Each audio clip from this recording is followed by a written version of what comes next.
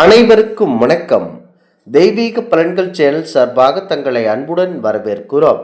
இன்று நம் காணொலியில் காண விரும்புவது, காசிக்கு செல்பவரா நீங்கள்? அப்போ இதை கட்டாயம் செய்யுங்கள் என்பதை பற்றி இந்த காணொலியில் பார்க்கலாம். வாருங்கள் காணொலிக்கு செல்லலாம். மறக்காமல் ஒரு சப்ஸ்கிரைப் செய்யவும். காசி யாத்திரை செல்லுபவர்கள் கங்கையில் புனிதமாக நீராடி விஸ்வநாத சுவாமியை தரிசித்து முக்தி பெற ராமேஸ்வரத்தில் தொடங்கி காசியில் நிறைவு செய்யும் வகையில் பயணத்தை அமைப்பது சிறப்பானதாகும். ராமேஸ்வரத்து மணலை காசியிலும் கங்கை நீரை ராமேஸ்வரத்திலும் கொண்டு வந்து சேர்க்கும் வழக்கம் காசி, கயா, அலகாபாத் போன்ற இடங்கள் பித்ருக்கடன்களை செய்யும் முக்கிய இடங்களாகும். ராமேஸ்வரத்தில் கடல் நீரை எடுத்துக்கொண்டு காசிக்கு சென்று விஸ்வநாதருக்கு அபிஷேகம் செய்வது, பின்பு கங்கை தீர்த்தத்தை எடுத்து வந்து ராமேஸ்வர சிவபெருமானுக்கு அபிஷேகம் செய்வது முழுமையான யாத்திரைக்காக கருதப்படுகிறது. காசிக்கு செல்பவர்கள் கண்டிப்பாக ஏதாவது ஒரு பழக்கத்தை அல்லது உணவை, உப்பு, இனிப்பை விட்டுவிட்டு வேண்டும் என்பது நம்பிக்கையாகும். முக்கியமாக காசி விஸ்வநாதர் ஆலயம், கங்கா ஆரத்தி மற்றும் மணிகர்கா, படித்துறை, அன்னபூர்ணா கோவில், கால பைரவர் கோயில் ஆகியவற்றை அவசியம் தரிசிக்க வேண்டும். முக்கியமாக பிப்ரவரி மற்றும் மார்ச் மாதங்கள் ராமேஸ்வரம் மற்றும் காசி பயணத்திற்கு உகந்த நேரமாகும். பெற்றோரை அழைத்து செல்லுவது அவசியம். அவர்கள் ஏற்கனவே சென்று இருந்தால் தேவையில்லை. முக்கியமாக இதனை நீங்கள் மனதில் நினைத்து கொண்டு செல்ல வேண்டும். காசியானது புனித யாத்திரைகளின் ஒரு முக்கியமான இருப்பிடமாகும். கால பைரவர் அங்கு முக்கியத்துவம் பெறுகிறார். காசி யாத்திரை என்பது நம்முடைய மதத்தில் புனிதமான ஆன்மீக பயணமாகும். காசியில் இறக்க முக்தி என்று கூற்றுக்கு ஏற்ப இங்கு மரணம் அடைந்தால் மோட்சம் கிடைக்கும் என்று ஆழமான நம்பிக்கை இந்துக்களிடையே உள்ளது.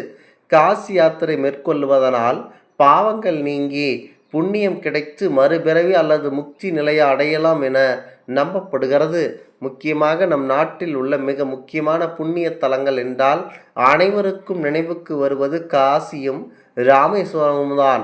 காசிக்கு சென்றவர்கள் கண்டிப்பாக ராமேஸ்வரம் சென்று தனுஷ்கோடியின் புனிதமாக நீராடி ராமநாத சுவாமியை தரிசித்தால் மட்டுமே அவர்கள் காசி யாத்திரை சென்ற முழு பலனை அடைய முடியும் என்பது ஐதீகமாகும்.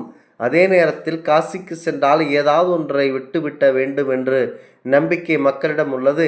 இதனால் காசிக்கு செல்லும் பலரும் உப்பு, இனிப்பு, அசைவம் என பல வகை விஷயங்களை விட்டு விடுவதை பார்த்திருக்கிறோம். ஆனால் காசிக்கு சென்றால் உண்மையில் எதை விட வேண்டும், இது எதற்காக சொல்லப்படுகிறது என்பதை தெரிந்து வைத்து கொள்ள வேண்டும். காசி, ராமேஸ்வரம் என்றதுமே அது வயதான பின் செல்ல வேண்டிய இடம் என்பது பொதுவாக பெரும்பாலான மக்களின் எண்ணமாகும். வாழ்க்கையில் தங்களின் கடமைகளை நிறைவேற்றியவர்கள் இதற்கு மேல் தங்களுக்கு வாழ்க்கையில் எதுவுமில்லை என்று காசி, ராமேஸ்வர புனித பயணம் மேற்கொள்வது வழக்கம். ஆனால் கடமை முடிந்தவர்கள் மட்டுமே இந்த புனித யாத்திரை செல்ல வேண்டும் என்ற நியதி எதுவுமில்லை. இந்த ஆன்மீக திருத்தலங்களுக்கு யார் வேண்டுமானாலும், எப்போது வேண்டுமானாலும், எந்த வயதில் வேண்டுமானாலும் தாராளமாக செல்லலாம். ராமேஸ்வரமும் காசியும் ஆன்மீக அதிர்வலைகளை அதிகம் நிறைந்த திருத்தலங்கள் ஆகும். இன்றைக்கும் நாட்டில் பல பகுதிகளில் இருந்து அனைத்து வயதினரையும் காசி, ராமேஸ்வர தலங்கள் பார்க்க முடியும் என நம்பப்படுகிறது. காசி என்பது முக்தி தலமாக போற்றப்படுகிறது. பிரபாவரம் தரும் ஒரு அற்புதம் நிறைந்த ஒரு புனித யாத்திரையாகும். மனதில் இருக்கும் அனைத்து விதமான கஷ்டங்கள், நம்முடைய வீட்டில் இருக்கக்கூடிய துன்பங்கள் அனைத்தும், முக்கியமாக துன்பம் அடைந்த அனைவரும் நமக்கு அதிகப்படியான கஷ்டம் இருந்து அதை சமாளித்தவர்கள் முதலில் இதை செய்ய வேண்டும். வாழ்நாளில் ஒரு முறையாவது காசி நகருக்கு சென்று வழிபட வேண்டும் என்பதுதான் ஆன்மீக அன்பர்கள் ஒவ்வொருவரின் விருப்பமாக இருக்கும். சிலர் ஆண்டுதோறும் அல்லது மாதந்தோறும் வரும் அமாவாசையில் காசிக்கு சென்று வருவதை வழக்கத்தில் வைத்துள்ளனர். ஆனால் காசிக்கு சென்று சரியான முறையில் தான் வழிபட்டு வருகிறோமா என்பது இவர்கள் அதிகமானவர்களுக்கு தெரியாது. காசிக்கு சென்று என்ன செய்தால் அங்கு சென்று வழிபட்டு மற்றும் முழு பலனும் கிடைக்கும் என்பதை பற்றி தெரிந்து வைத்து கொள்ள வேண்டும். இந்தியாவில் உள்ள புனித நகரங்களில் தலைமையானதாக கருதப்படுவது வாரணாசி எனப்படும் காசி நகரம். காசிக்கு சென்று கங்கையில் புனிதமாக நீராடி காசி விஸ்வநாதரை தரிசனம் செய்தால் பாவங்கள் அனைத்தும் நீங்கி முக்தி கிடைக்கும் என்பது இந்துக்களுடைய அசைக்க முடியாத நம்பிக்கையாக உள்ளது. இதனால் இந்தியா மட்டுமின்றி வெளிநாடுகள் மற்றும் பலவற்றிலிருந்து ஏராளமானவர்கள் காசி நகருக்கு தினமும் வந்து செல்கிறார்கள். இருந்தாலும் இவர்கள் ஒரு சிலர் மட்டுமே காசி நகருக்கு சென்று எப்படி வழிபட்டால் காசிக்கு சென்ற முழு பலனை அடையும் என்பதை தெரிந்து வைத்திருக்கிறார்கள். காசிக்கு செல்லும் பெரும்பாலானோர் நேரடியாக சென்று கங்கையில் குளிப்பது, விஸ்வநாதரையும் அன்னபூரணி தாயாரையும் தரிசிப்பது, மாலையில் கங்கா ஆரத்தி பார்த்து விடுவது என்பதைத்தான் செய்து வருகிறார்கள்.